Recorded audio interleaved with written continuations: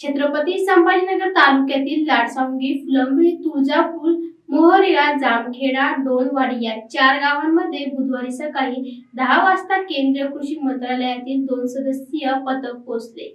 यावेळी त्यांनी दुष्काळाची पाहणी करून शेतकऱ्यांशी संवाद साधला।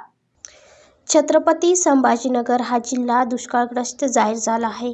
याची पाहणी करण्यासाठी केंद्रीय कृषी मंत्रालयातील एएल वाघमारे, हरीश हुंबजे हे 2 अधिकारी आले होते।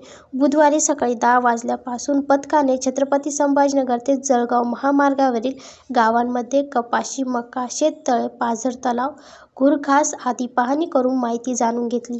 या पथकासोबत अप्पर जिल्हाधिकारी अरविंद लोखंडे, उपविभागीय अधिकारी रामेश्वर रोडगे, तहसीलदार रमेश मुनलोड, तालुका कृषी अधिकारी कुळवे, गटविकास अधिकारी मीना रवताळे, पोनी रवींद्र निष्काळजे आदी उपस्थित होते। छत्रपती संभाजीनगर तालुक्यातील दुष्काळ पाहणी झाल्यानंतर केंद्रीय पथक 12:30 वाजेच्या सुमारास सोयगाव तालुक्यात दाखल झाले। 80 मिनिटांच्या पाहणीत त्यांनी जंगल तांडा, फरदापूर तांडा, घनवट या 3 गावात पाहणी केली। येथील शेतकरी परमेश्वर जगदाळे यांच्या शेतात जाऊन कपाशीची पाहणी झाली। 16 मिनिटे खामखेडा येथील पुष्पा जनार्दन मुठे व गणेश विश्वनाथ मुठे यांच्या शेताची पाहणी करण्यात आली। सुभाष तुकाराम मुठे यांच्या घरासमोर ठेवलेल्या घरमुसाची पाहणी 13 मिनिटे करण्यात आली। Bureau report, N news, Chhatrapati Sambhajinagar.